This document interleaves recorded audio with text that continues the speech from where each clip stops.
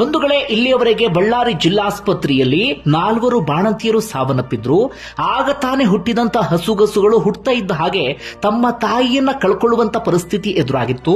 ಇದೀಗ ಆ ಸಾಲಿಗೆ ಮತ್ತೋರ್ವ ಮಹಿಳೆ ಸೇರ್ಪಡೆ ಆಗಿದ್ದಾರೆ. ಸುಮಯ್ಯ ಎನ್ನುವಂತ ಕೂಡ್ಲಿಗಿ ಮೂಲದ ಬಾಣಂತಿಯೂ ಕೂಡ ಸಾವನ್ನಪ್ಪಿದ್ದಾರೆ. ಅಲ್ಲಿಗೆ ಬಾಣಂತಿಯರ ಸಾವಿನ ಸಂಖ್ಯೆ 5ಕ್ಕೆ ಏರಿಕೆ ಆದಂತಾಗಿದೆ.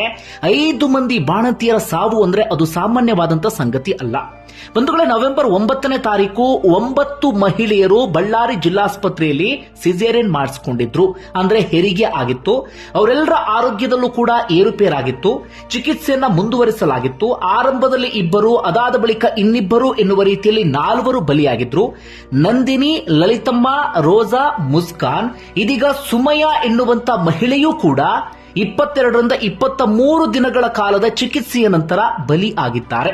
ಸದ್ಯ ಇವರೆಲ್ಲರ ಸಾವಿಗೆ ಕಾರಣ ಏನು ಎನ್ನುವಂತ ಸಂಗತಿ ಒಂದೊಂದಾಗಿ ಬಯಲಾಗ್ತಿದೆ. ಅದಕ್ಕೆ ಪ್ರಮುಖ ಕಾರಣ IV ಫ್ಲೂಯಿಡ್ ಅಥವಾ ಆ ಗ್ಲೂಕೋಸ್ನ ದ್ರಾವಣ ಬರುತ್ತು ನೋಡಿ, ಅದು ಕಾರಣ ಎನ್ನುವಂತ ಸಂಗತಿ ಗೊತ್ತಾಗ್ತಾ ಇದೆ.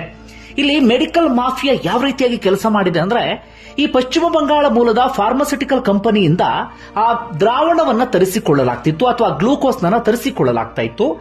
ಏಪ್ರಿಲ್ ತಿಂಗಳಲ್ಲೇ ಆ ಕಂಪನಿಯನ್ನ ಬ್ಲಾಕ್ ಲಿಸ್ಟ್ಗೆ ಸೇರಿಸಲಾಗಿತ್ತು. ಅಂದ್ರೆ ಕಂಪನಿ ಸಪ್ಲೈ ಮಾಡ್ತಿರುವಂತ ದ್ರಾವಣ ಕಳಪೆ ಗುಣಮಟ್ಟದ್ದು ಅಂತ ಹೇಳಿ.